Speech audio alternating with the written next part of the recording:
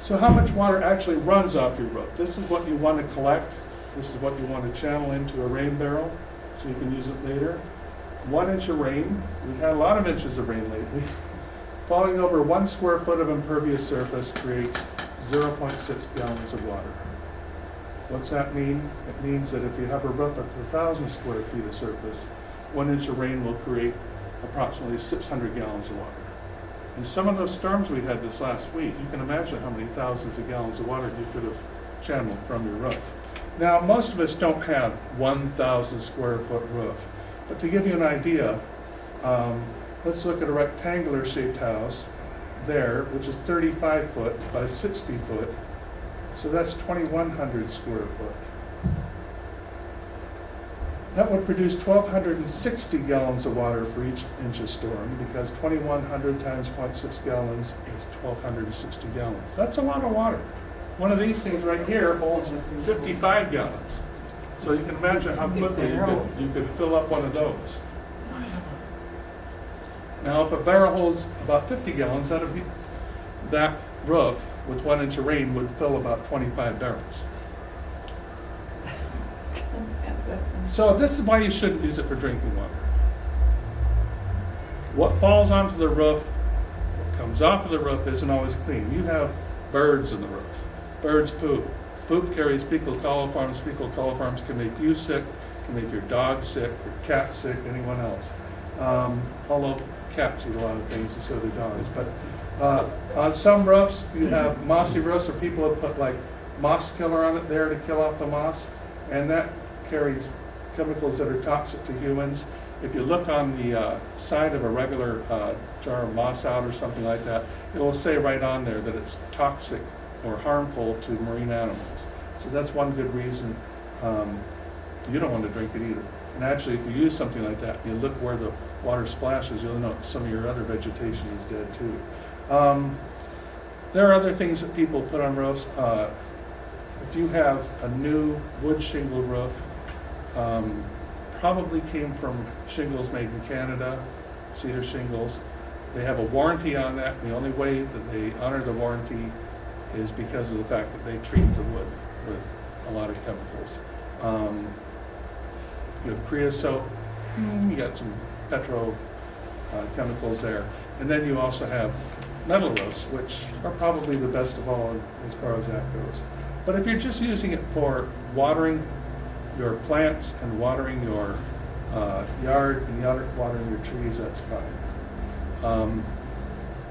And one thing that I advise is that if you are using water from a rain barrel collected from a roof, I'd advise against watering some of your vegetable garden with it, particularly leafy greens, because if you have the water that has fecal coliforms in it, you're watering the leafy greens.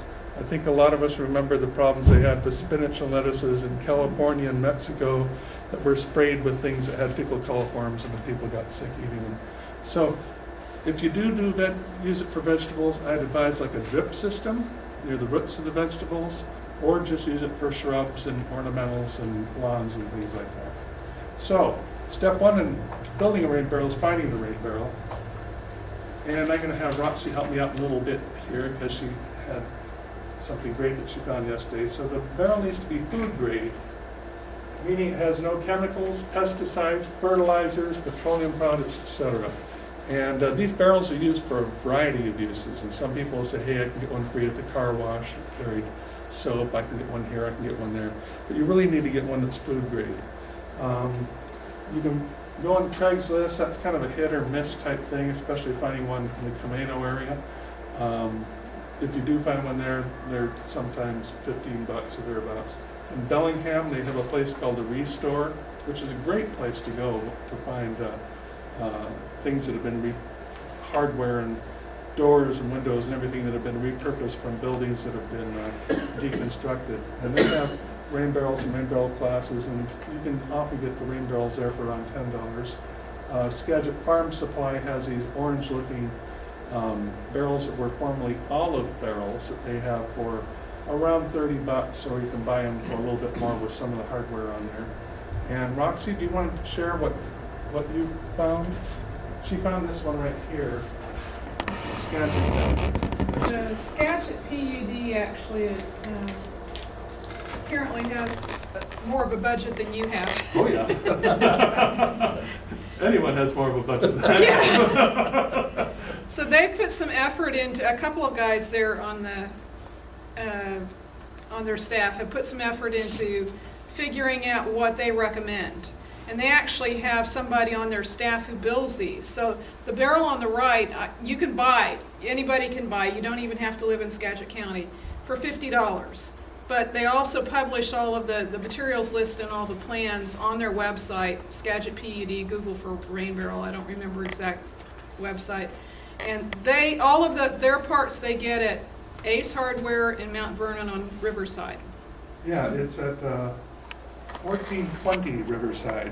You said in your email that the 55-gallon barrel by itself is $15.99. When I called this morning, that's Yeah. what they said. And that's a bargain, it really is. The rain barrels I have, I got them from garage sales and neighbors and things like that. I was driving by a garage sale, saw 3 of them out there in the yard of a woman who never got around to doing them, and they were dirty. And I said, how much? She goes, $10 a piece. I said, 3 for 20? She goes, deal. So carted them on home. But so anyway, there are a couple of different kinds, and you don't want to use plastic garbage cans. If you go online, if you go to Google, you can find hundreds and hundreds of videos on how to build rain barrels. And some of them, I think the people were drunk when they made them. They're just crazy. And one guy's using a regular plastic garbage can, and you know, one of those, if it bumps up against something, it'll split. If it freezes, it'll split. It'll probably just split looking at it. It's really not meant to hold that, because if you think about it, 55 gallons, you're looking at 55 gallons times 8 pounds a gallon for water. You're looking at over 400 pounds of water. That has the same amount of water as a typical hot water tank. So it's not something you want to relegate to something real flimsy like that. I know it, yeah.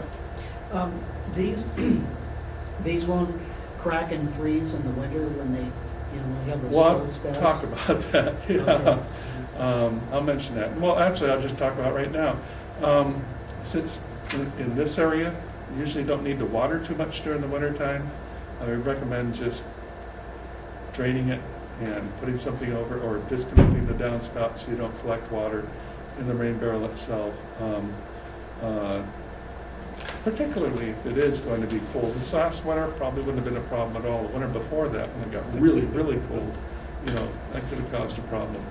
But you can gauge it accordingly. But a lot of people just disconnect it. And then when it gets springtime, around March, when danger freezes past, and they get the rain barrel going there. And one thing to think about that, if you do it that way, you have what you call first flush. So, well, we don't have to worry about that too much here. It's always flushing out the roof. But in some areas, if it's been dry for a long time, and we have had dry spots during the winter time here, not too many, but we have had them. And the first flush off of that carries all the bird poop and everything else. So if it has been dry before you start collecting, allow a real good rain to wash on through before you hook up the rain barrel. There is something at Home Depot.